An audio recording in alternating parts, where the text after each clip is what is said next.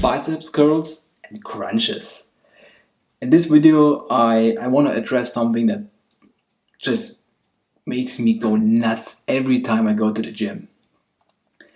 What I see is overweight people doing crunches and small, skinny guys doing biceps curls. So why is that a problem? Okay, first of all, let's start with the overweight guy or girl. If you are overweight and you went to the gym, props, because that means you want to improve yourself, so very well done, okay? But please, let's say you go there for an hour. Make sure to spend this hour with the best you can, right? If you manage to go to the gym, spend your time wisely, please, right? So why not do crunches then? Because you want to get, like, especially as a male, you want like abs, right? Look, if you are overweight and you do crunches, you will not get abs, period. First of all, abs are made in the kitchen, so you need to lean out, you need to lose body fat, and you don't do that in the gym, you do that through diet. Diet is 80 to 90% of how you look. It's not what you do in the gym. So, by the way, please don't do cardio, please. Anyway, back to crunches. If you do crunches, what happens if you think about your stomach, you got it.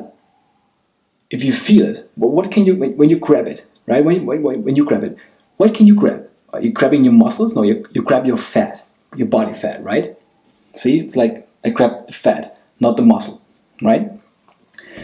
So the muscle is underneath your body fat.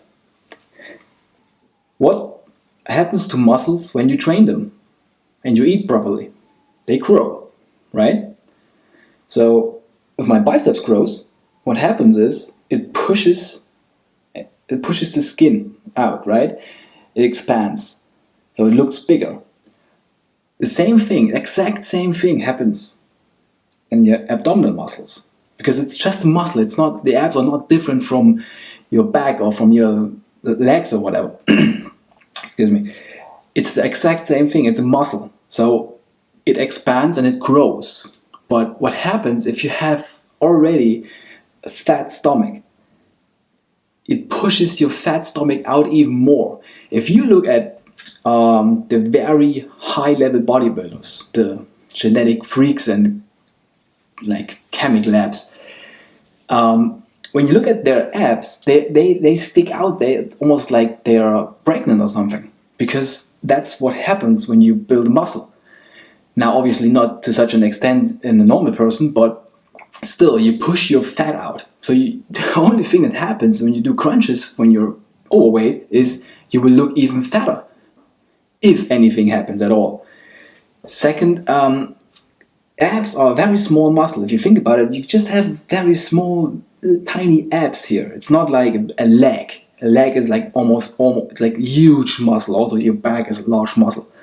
If you train your abs for an hour, you burn very little calories. Now, the calories you burn in the gym are not very important in terms of fat loss, but it's a nice side effect that if you train big muscle groups like legs and maybe your chest and your back, you burn a lot more a lot more calories during your training. Plus, you also gain more mass, right? So, please, there's no reason to do crunches unless you already can like almost see them. And even then, if you do the right exercises, like heavy squatting, for instance, if you squat and you go down, you have to balance yourself with your lower back and your abs. So every time you do a squat, you're already doing ab work, basically. Same with like a deadlift. If you hold the weight, you have to stabilize yourself through your abs. That's why it's called a core. The abs are also called core because they hold you together, basically, right? So if you do heavy lifting, compound movements like heavy squatting, heavy deadlifting, maybe heavy benching, overhead pressing, you always use your abs. I personally don't do any ab work at all. Some people need to do ab work because of their genetics, but it's usually not very much. Just like once a week, twice a week, maybe in the end of a workout, 10 minutes or so. Also, crunches are not the best thing to do. You're better off with hanging leg raises, or if you can't do them, just normal leg raises, or weighted crunches with a cable. Those are very good. Now to the biceps curls. I see this a lot. I have a guy next to me, like I'm not huge, right? But I have a guy next to me and he's like 30, 40 pounds less than I am. His arms are the size of my forearm and I have almost like women forearms.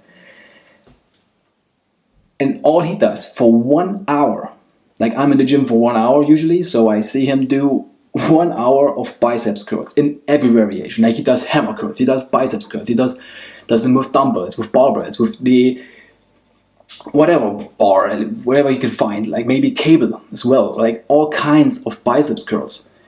And then he goes home, awesome workout. And he walks like that because he did like 1 hour of biceps curls. So now what have you just learned? Small muscle, not really good because you burn very little calories, and also it's hard to develop small muscles. What do you think a biceps is? Is it? Look at my biceps. Now this is the bigger one. There you go. Look at my biceps. Okay. Now look at my back. Right? Which one is bigger? Obviously my back. Can't show you my legs now, but the legs are even bigger actually. So if you train your biceps, only your biceps, you burn almost no muscle mass. Sorry, no calories. Jesus. What's with the muscle mass burning today? Anyway, so that's the first problem. Second problem, when you look at your arm, your upper arm, the biceps is only this part of it. So it's just 1/3 of the whole arm. The other 2/3 of the arm is actually triceps. So if you want to get a big arm, you should train your triceps instead.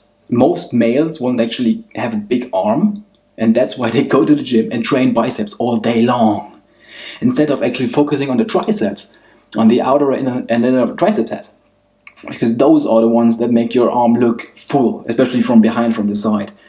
You know, the biceps is just for the peak. You know, the peak. Other than that, it's all triceps. Okay, so train the triceps instead. Also, beginners and even intermediates shouldn't do a whole arm day. It doesn't make any sense. If you do heavy rowing, for instance, you row, right? You row with barbell or dumbbell or whatever. It's already pushing your triceps. It's already training your triceps. So no need to do triceps or biceps, biceps curls or something like that.